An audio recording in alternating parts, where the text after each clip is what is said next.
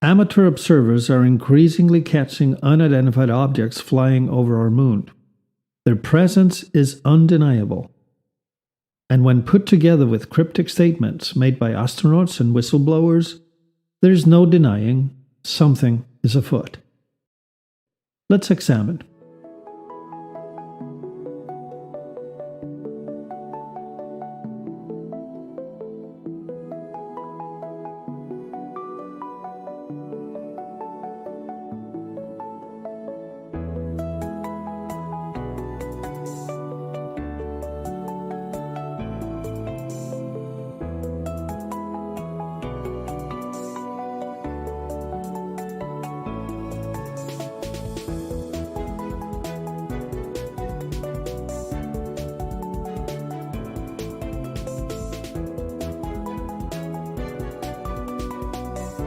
Hi everyone, and welcome to another episode of Code Blue, dedicated to all things unidentified, brought to you by bluebook.tv, the platform of the unexplained. Please check it out. It's free. I am Thor, and thank you for listening. The topic of this episode: alien presence on the moon. Much has been made of the first press conference Neil Armstrong, Buzz Aldrin, and Michael Collins held, that compared to their giddy excitement before the Apollo 11 flight, looked solemn and subdued, as if they'd just seen evil itself and were all in danger. Their demeanor somehow matches later statements made, including by Neil Armstrong, who said, "There are great ideas undiscovered, breakthroughs available to those who can remove one of truth's protective layers." End quote. What can he possibly have meant by remove one of truth's protective layers? And Buzz Aldrin stated on C-SPAN, "There's a monolith on Mars's moon Phobos, and when people find out they'll say, 'Who put that there?'" Scott Carpenter of Mercury Atlas 7 went even further by stating, "At no time when the astronauts were in space were they alone. There was constant surveillance by UFOs." Ellison Onizuka of Space Shuttle Mission STS-51 said he witnessed a small, strange-looking creature, humanoid in shape. It did not look to be of earthly origin. And then there's Dr. Edgar Mitchell of Apollo 14, the most outspoken of them all, who bluntly stated, yes, there have been ET visitations. With all these admissions, what follows is not a surprise. This footage from Montreal was shot on March 26, 2020, on a Nikon Coolpix P1000 digital camera, retailing for about $1,000. Many more such recordings keep popping up.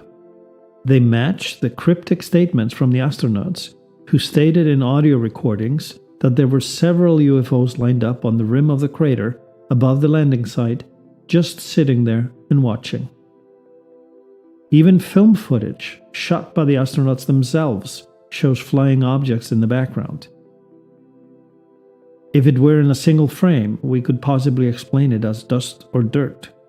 But moving objects across the horizon in 30 consecutive frames on the film negative, that becomes impossible to deny.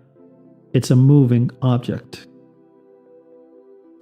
What's most frustrating about lunar photographs is how just a few high-resolution quality images of the moon are just recycled over and over again, vetted and approved by NASA along with carefully selected videos from the Lunar Reconnaissance Orbiter, typically showing nothing remarkable but dust and craters.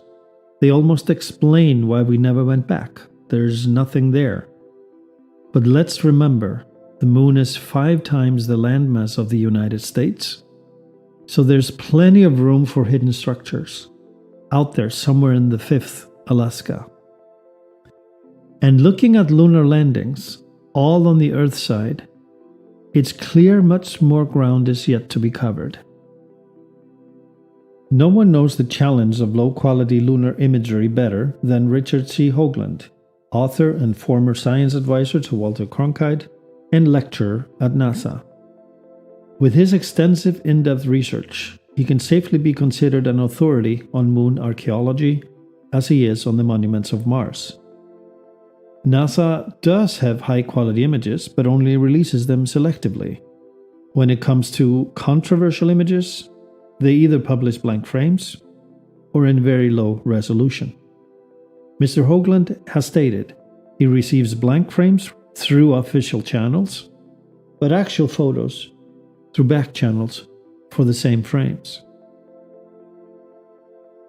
Despite best efforts, however, once in a while, the blank frames showing suspect structures on the moon find their way to the desk of a NASA JPL staffer, like this one showing a rectangular structure shot by the Lunar Crater Observation and Sensing Satellite, and this photo was clearly deliberately taken to be shared.